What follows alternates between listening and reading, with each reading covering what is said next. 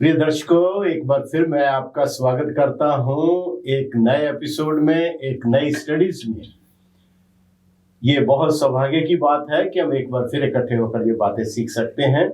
आज एक बार फिर मेरे साथ हैं मेरे फ्रेंड्स मिस्टर अनिल तोलानी जी मेरे साथ हैं और पास्टर विलियम भट्टी एक बार फिर मेरे साथ हैं। मैं आपका स्वागत करता हूं परमेश्वर के वचन की इस अद्भुत बातों को सीखने में, और आशा करते हैं कि आज की हमारी सभा बहुत ही लाभकारी होगी। परमेश्वर हम सबको आशीष दे। आज का हमारा लेसन जो है बड़ा सिंपल सा लेसन है, जेकब इजराइल। दो चीजें यहाँ पर बताई गई हैं, याकूब की और इस्राएल की। तो आज का हमारा मेमोरी टेक्स्ट जो है मैं रिक्वेस्ट करूंगा पास्टर विलियम भट्टी से, वो हमारे लिए पढ़ देंगे। उसने कहा, तेरा नाम अब याकूब नहीं परंतु इज़राइल होगा, क्योंकि तू परमेश्वर से और मनुष्य से भी युद्ध करके प्रबल हुआ है।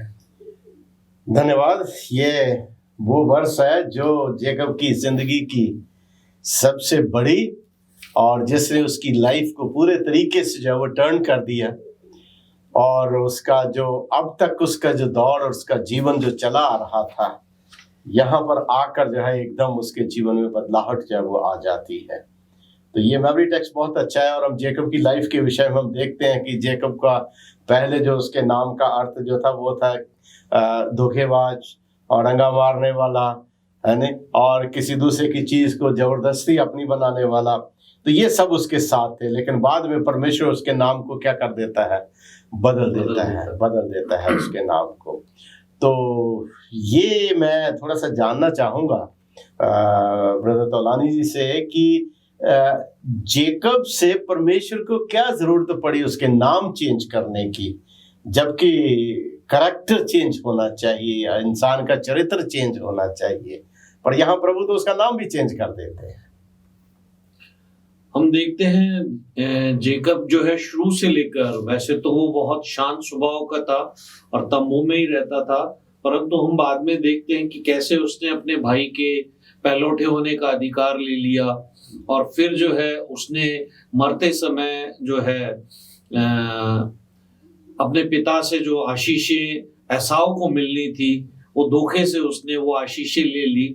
और फिर जब उनको पता पड़ा कि उसका जो है उसको घात किया जाएगा, तो वो वहां से भाग के अपने मामा और नाना के घर चला गया, और वहां पे भी उसके साथ जो है एक्चुअली धोखा ही हुआ कि जब वो शादी करने वाला था राहेल से, तो उसको 7 साल वहां जो है पीरियड दिया गया दास के रूप में काम करने का, और उसके बाद जो है शादी जो उसकी राहेल से होनी थी वो उससे ना होकर उसकी बड़ी बहन से हुई।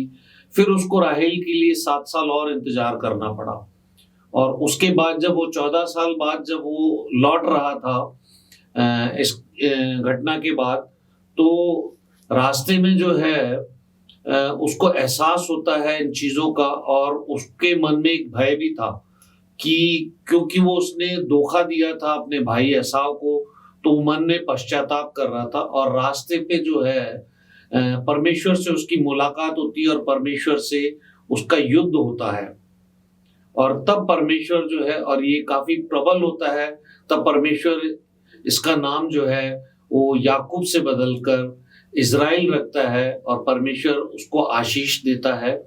तो हम देखते हैं यहाँ की यहाँ पे वो परमेश्वर के को जो है परमेश्वर की दया को अब याकूब समझ गया था, और जब वो परमेश्वर को आमने सामने देखता है तो उसके मन में ये भी आता है, क्योंकि वो एसाव से अपने भाई से जो है वो धोखा करके भागा था, तो अब उसमें परमेश्वर की आशीषें मिलने के बाद ये परिवर्तन आता है। वो पहले से अधिक नम्र और दीन होता है, प्लस परमेश्वर उसे साहस देता है कि वो कैसे अपने भाई का मुकाबला सामना कर सकते हैं। Thank you. मैं इसमें कुछ ऐड करना चाहता हूँ जी बस कि बाइबल उसका उत्पत्ति उसका 32 की जब हम 26 से पढ़ते हैं तो वहां पर लिखा, तब उसने कहा मुझे जाने दे क्योंकि भोर होने वाला है। याकूब ने कहा, जब तक तू मुझे आशीर्वाद ना दे तब तक मैं तुझे ना जाने दूंगा। और उसने याकूब से पूछा, तेरा नाम क्या है?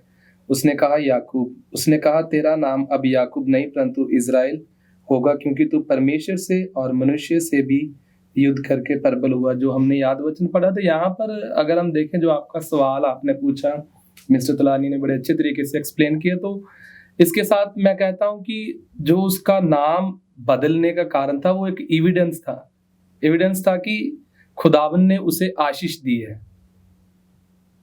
जो मैं यहाँ से समझता हूँ कि एक परमेश्वर ने जो उसे ब्लेस किया, उसका एविडेंस था कि आज के बाद तेरा नाम याकूब नहीं बल्कि इजराइल होगा।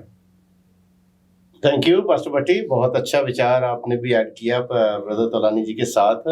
ये बात सच है कि उन दिनों में इजराइल के टाइम के ऊपर नाम जो था वो बहुत महत्वपूर्ण होता था, और जब बुजुर्गों की आशीष मिलती थी तो नाम के अनुरूप ही उनका चरित्र भी आगे हमें देखने को मिलता है पवित्र शास्त्र बाइबल में। जब हम देखते हैं तो याकूब का जब तक नाम जो था वो याकूब था, तब तक वो उसके चरित्र, उसका काम, उसका जो कुछ भी है हम देखते हैं, वो सब इस तरीके का था कि वो जब पैदा हुआ, आप देखो कि वो भाई की एड़ी पकड़ के आया, है ना, और उसके बाद जब वहां पहुंचा तो उसने क्या कर लिया, अपने बड़े भाई का पहलौठा होने का हक उसका छीन लिया।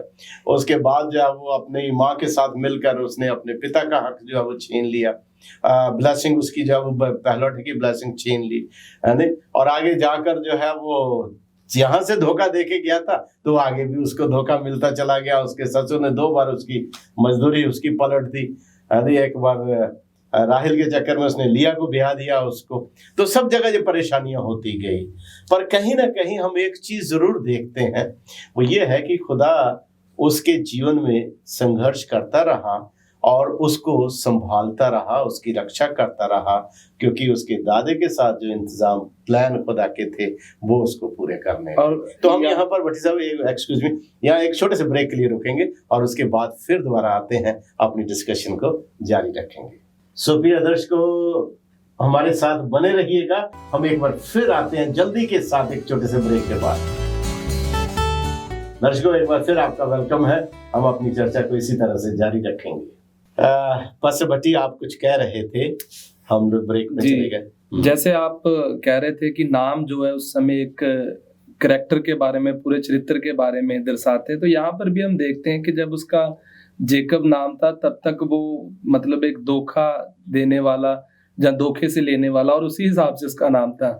लेकिन जब उसने अपने आप को हम्बल किया और नम्र किया, उस समय हम उसके बाद देखते हैं कि खुदावन ने उसका नाम जो है चेंज कर दिया। तो ये बिल्कुल आप सही कह रहे हैं कि नाम भी जो है बहुत मायने रखता था उस समय। और हम आगे चल के देखते हैं कि जो गोत्र आए वो परमेश्वर ने उन्हीं के द्वारा जो है वो आए। इजराइल नाम पड़ा उसका, और जो गोत्र थे वो याकूब के वंशजों से ही आए। जो उसके 12 बेटे थे उनसे ही 12 गोत्र, उन्हीं से आगे 12 गोत्र बने उसी से। थैंक यू ब्रदर तोलानी और पास्टर भट्टी। यहाँ पर मैं एक और विचार जो है वो लाना चाह रहा हूँ, जो बहुत ज़रूरी है। इब्रानियों की किताब में हमारे पास पढ़ते हैं, बहुत अच्छी किताब, बहुत अच्छे ज्ञान है, लेकिन उसमें 2 चैप्टर ऐसे हैं जो बहुत ही महत्वपूर्ण हैं, और वो 2 चैप्टर जो है वो है 11वां और 12वां अध्याय। 11वां अध्याय जो है वो तो पूरे तरीके से विश्वास के ऊपर आधारित है, और 12वें अध्याय में हम देखते हैं कि प्रभु यीशु मसीह हमारे विश्वास का करता है, और उस परमेश्वर ने, उसके विश्वास ने याकूब की, इंस्टेड ऑफ याकूब की गलतियों के बावजूद भी वो परमेश्वर जो है वो याकूब के साथ रहते हुए उसकी रक्षा करता है, उसको संभालता है, और धीरे धीरे परमेश्वर उसको उस पोजीशन में लेके आता है जहां उसका विश्वास मजबूत हो सके।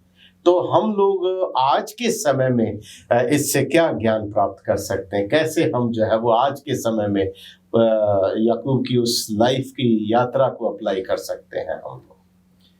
देखिए, जैसा हम डिस्कस कर रहे हैं तो मेरे हिसाब से जो है, जब तक खुदा आपके जीवन में ना हो, बिल्कुल सही बात है, तो आप जो है ना तो आप नम्र होंगे, ना आप दीन होंगे, ना ही आप जो है, जब तक खुदा से आपको क्षमा नहीं मिली होगी तो आप जीवन में जो है आत्मिक जीवन में आगे नहीं बढ़ सकते। सही बात है। तो हम देखते हैं याकूब से कि उसने जो है अपने आप को खुदा के प्रति समर्पित किया, उसमें विश्वास किया और अपने आप खुदा ने उसको नम्र किया, और वो प्रभु के साथ जब हम देखते हैं कि युद्ध करता रहा, और जब सुबह होने वाली थी लेकिन वो दृढ़ता के साथ परमेश्वर के साथ युद्ध करता रहा, और उसने तब तक नहीं छोड़ा। जब उससे छोड़ने के लिए कहा तो उन्होंने कहा, जब तक तू मुझे आशीष नहीं देगा तब तक मैं नहीं जाने दूंगा। तो उसने परमेश्वर से आशीष, तो हमें भी क्या करना है, परमेश्वर से अपनी इंटीमेसी जो है अपने गहरे संबंध इतने बढ़ाने हैं कि वो सारी आशीषें हमें परमेश्वर दे। और इस तरह से हम देखते हैं कि जो है वो परमेश्वर की जो निकटता है वो हमें और अधिक हम्बल बनाती है, नम्र और दी। जैसे जैसे हम परमेश्वर के नजदीक जाएंगे हम और अधिक हम्बल बनते जाएंगे। जैसे कि हम साधारण भाषा में देखते हैं कि कहते हैं जितना वृक्ष पेड़ों फलों से लदा हुआ होगा उतना झुका हुआ होगा। तो वही हम जितना परमेश्वर के नजदीक होंगे उतने ही हम्बल बनेंगे। तो हम देखते हैं कि इन सारी चीजों के बाद याकूब जो है वो पहले वाला याकूब ना रह के एक बहुत नम्र और दीन बना, और उसने जो है उसी के साथ अपने भाई से माफी भी मांगी। 24 आयत से अगर मैं पढ़ूं, यहाँ पर लिखा है, और याकूब आप अकेला रह गया, तब कोई पुरुष आकर पौ फटने तक उससे मलयुद्ध करता रहा। अब आगे हम देखेंगे बड़े ध्यान से। 25, जब उसने देखा कि मैं याकूब पर प्रबल नहीं होता, तब उसकी जांघ को नस को छुआ, और याकूब की जांघ की नस उससे मलयुद्ध करते ही करते चढ़ गई। तब उसने कहा, मुझे जाने दे, क्योंकि भोर होने वाला है। याकूब ने कहा, जब तक तू आशीर्वाद ना दे तब तक मैं तुझे ना जाने दूंगा। तो यहाँ पर जैसे मिस्टर तुलानी ने बताया, यही चीजें जो आज हमें अपनी लाइफ में इम्प्लीमेंट करनी चाहिए। जैसे कि अगर हम बात करें यहाँ पर युद्ध कौन सा चल रहा था, बहुत अच्छा विचार। जो युद्ध की बात चल रही है, कौन सा युद्ध चल रहा था? क्या ये फिजिकल युद्ध था? कौन सा युद्ध चल रहा था? अगर हम देखें तो ये कैसे युद्ध कर रहा था, एक प्रार्थना में। तो ये यहाँ पर हमें नोट करने की जरूरत है कि अगर आज के समय में इस चीज को हम लेते हैं तो वाकई जैसे खुदावन ने इसको ब्लेस किया और माफ किया अपने अनुग्रह के साथ, उसी तरह आज भी वो परमेश्वर सामर्थ्य रखता है माफ करने की। यहाँ पर जैसे मिस्टर तुलानी ने बताया कि वाकई हम उसके नजदीक आए, अपने आप को हम्बल बनाए, और फिर हम माफी जो है पाएंगे। और जैसे उसको हम देखते हैं कि एक हिसाब से वो खुदावन ने उसको राजकुमार बना दिया। बिल्कुल सही बात। तो अगर आज के समय में देखें तो हम प्रभु यीशु मसीह के नाम से जाने जाते हैं। यहाँ पर क्या है, एक चीज पास्टर बड़ी अच्छी हमें सीखने को मिल रही है। थ्रू आउट बाइबल में हमने देखा, अब तक जितने भी जेनेसिस से लेके जितने भी लेसन हमने किए हैं उसमें हम देखे हैं कि छल कपट, परमेश्वर का रहम, उसका अनुग्रह हमें हर जगह दिखाई देता है, हर जगह दिखाई देता है। तो यहाँ पर भी जब याकूब जो है उसने अपने लोगों को आगे भेजा, अपने जब वो अपने ससुर के घर से निकल के आया, उसने अपने लोगों को आगे भेजा, और भेजने के बाद उसको पता किया कि मेरे भाई की पोजीशन क्या है, क्या हो रहा है। तब उसको पता चलता है, वो लोग आके उसके बताते हैं कि भैया वो तो 400 लोगों के साथ मिलकर आ रहा है तुम्हें जीतने के लिए। तो जब उसको ये पता चलता है कि 400 लोगों के साथ आ रहा है, तब उसके जी में जी नहीं रहता। तब उसको पता चल जाता है कि मेरा भाई जो है वो नुकसान पहुंचाएगा मुझको। और उस परिस्थिति में हम देखते हैं याकूब के पास परमेश्वर के सामने गिड़गिड़ाने के सिवा कोई दूसरा रास्ता था नहीं। और वो परमेश्वर से प्रार्थना करता है, प्रार्थना करता है, बिल्कुल रात भर युद्ध करता। वो प्रार्थना में युद्ध करता है या फिजिकली युद्ध करता है, शारीरिक तौर पर युद्ध करता है, ये हमें दिखाई नहीं दिया। लेकिन जब हम ये देखते हैं कि वो स्वर्गदूत जो है वो उसकी जांघ के ऊपर हाथ मारता है, और वो जो है वो क्या हो जाती है, वो कमजोर पड़ जाती है, तो उसके बाद वो फिर भी कमजोर पड़ने के बाद भी वो अपने विश्वास में कमजोर नहीं पड़ता। और उसे कहता तू चाहे कुछ भी कर ले, पर मैं बिना आशीष पाए तुझे जाने नहीं दूंगा। नहीं दूंगा, नहीं दूंगा। क्योंकि उसे पता था जो मेरा युद्ध हो रहा है वो परमेश्वर से हो रहा है, और परमेश्वर को सामने से देखने के बाद भी वो जीवित बच जाता है। क्या बात है। उसके बाद उसको महसूस हो गया जी, और विश्वास के द्वारा उसने जान लिया कि ये जो युद्ध मेरा हुआ है, ये जो संघर्ष हुआ है, किसके साथ हुआ है? परमेश्वर के साथ हुआ है, और मैं बच गया हूं। इसका मतलब प्रभु का अनुग्रह मेरे ऊपर है। तो यहाँ पर हम रुकते हैं एक छोटे से ब्रेक के बाद, फिर अपनी चर्चा को जारी रखेंगे। सो दर्शकों, हम रुकते हैं एक छोटे से ब्रेक के लिए और फिर दोबारा वापस आते हैं और इसी तरह अपनी चर्चा को जारी रखेंगे। आप आनंद उठाइए हमारे साथ मिलकर। एक बार फिर दर्शकों आपका स्वागत है और हम अपनी चर्चा को जारी रखेंगे। पास्टर भट्टी, हम देखा है हमने बाइबल में, पवित्र शास्त्र में, कि याकूब जो है अपनी जिंदगी की दौड़ दौड़ता रहता है और हर जगह जो है वो हम देखते हैं कि वो मल्ल युद्ध करता है, जन्म से भी, उसके बाद भाई से, फिर पिता से, पिता के बाद अपने ससुर से, और जब वहां से लौट के आता है तो उसकी जिंदगी बड़ी संघर्ष में रहती है। तो यहाँ आकर खुदावंद में जब वो खुशी और शांति और अपने गुनाहों की माफी प्राप्त कर लेता है तो उसके दिल में एक तसल्ली आती है, कि इत्मीनान आता है कि उसका परमेश्वर उसके साथ है। उसके बाद उसका नजरिया उसके भाई के प्रति क्या रहता है जब वो उससे मिलता है? आप उसके विषय में क्या सोचते हैं? बाइबल में जब हम उत्पत्ति 33 अध्याय पढ़ते हैं तो उसमें कुछ हम चीजें पाते हैं। सबसे पहले कि हम देखते हैं कि यहाँ पर उसने आकर बताया गया है कि 7 बार वो उसने बाउ डाउन किया, अपने भाई के आगे वो झुका, मतलब उसने अपने आप को पूरे तरीके से हम्बल कर दिया था, नम्र कर लिया था। और इसी चैप्टर में आगे अगर आप देखोगे तो अपने आप को वो एक दास कहता है, उसका एक सर्वेंट कहता है। वो अपने भाई को प्रभु करके कहता है, मतलब उसको एक आदर मान देता है। तो यहाँ पर जब हम देखते हैं वो पूरे तरीके से वो चेंज हो जाता है, और जो उसने ब्लेसिंग वहां पर पाई है, जो उसका जो बदलाव उसके अंदर आया है, वो यहाँ पर आकर हमें पता चलता है कि कैसे वो जब अपने भाई के साथ मुलाकात करता है, वो सारी चीजें, जो लड़ाई झगड़े की भावनाएं थी, वो सारी चीजें उसके मन से अंदर निकल जाती है। और यही मसीह जीवन होता है जो आज हमें भी देखना चाहिए, कि जब हम प्रभु यीशु मसीह को अपना उद्धारकर्ता मान लेते हैं, जब हमें पता है कि हमें उसने माफ कर दिया है, तो ऐसा चेंज जो हम याकूब के जीवन में देखते हैं कि उसके बाद जब उसके भाई के साथ मुलाकात होती है, किसी तरह का उसके मन के अंदर वैर, विरोध, गुस्सा, नफरत कुछ भी उसके मन में नहीं रहा। तो रानी जी, यहाँ पर मैं एक चीज पूछना चाह रहा था आपसे। यहाँ याकूब एक चीज का जिक्र करता है, वो कहता है कि जब वो अपने भाई के चेहरे को देखता है तो उसको परमेश्वर का चेहरा दिखाई देता है। तो ये चीज के विषय में आप क्या सोचते हैं, थोड़ा बहुत मुझे बताएंगे? हम देखते हैं बाइबल हमें बताती है, मैं पढ़ना चाहूंगा उत्पत्ति 33 का 10। याकूब ने कहा, नहीं नहीं, यदि तेरा अनुग्रह मुझ पर हो तो मेरी भेंट ग्रहण कर, क्योंकि मैंने तेरा दर्शन पाकर मानो परमेश्वर का दर्शन पाया है, तू मुझसे प्रसन्न हुआ है। मतलब वो इतना हलीम हो जाता है, इतना नम्र और दीन हो जाता है, वो बहुत सारी भेंटें जो है अपने भाई के पास ले जाता है।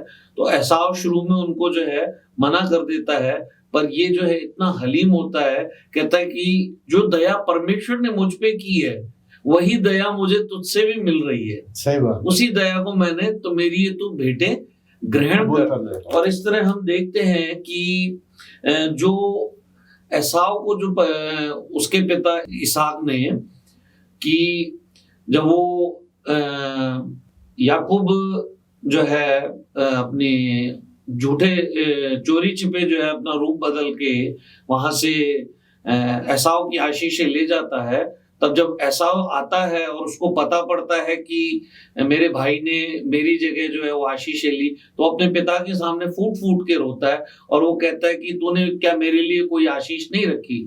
तब जो है इसहाक उसको आशीष देता है। मैं पढ़ना चाहूंगा उत्पत्ति 27 का 40। तो अपनी तलवार के बल से जीवित रहे और अपने भाई के अधीन तो हो, पर जब तू स्वाधीन हो जाएगा तब उसके जुए को अपने कंधों पर से तोड़ फेंके। तो यहाँ हम देखते हैं कि जैसे ही जो है याकूब नम्र और दीन हुआ, तो उसने उस आशीष को भी पलट दिया कि जो है जो इसहाक ने याकूब को दी थी कि तेरा भाई तेरे अधीन रहेगा, पर पिता ने इसको भी आशीष दी एसाव को। तो इस तरह से इसने अपने आप को दास बताकर और अपने आप को नम्र और दीन करके उस आशीष को भी बदल दिया और इसको अपना प्रभु कहा और अपने को इसका दास बताया। तो इतनी नम्रता, इतनी हम्बलनेस याकूब में आ गई थी। Thank you very much Tolani ji, बहुत अच्छा। तो पास्टर भट्टी, यहाँ हम देखते हैं कि याकूब जो है उसको अपने भाई के रूप में परमेश्वर वहां पर दिखाई देता है। तो इससे हम क्या समझते हैं, क्या हम इससे सीख सकते हैं? आज के समय में अगर हम देखें तो ये चीज होना बहुत मुश्किल है।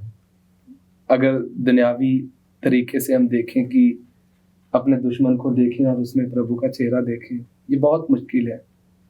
लेकिन ये भी सच है कि अगर हम अपने आप को याकूब की तरह हम्बल बना लेते हैं, नम्र कर लेते हैं, तो फिर वो ये नहीं है कि हो नहीं सकता।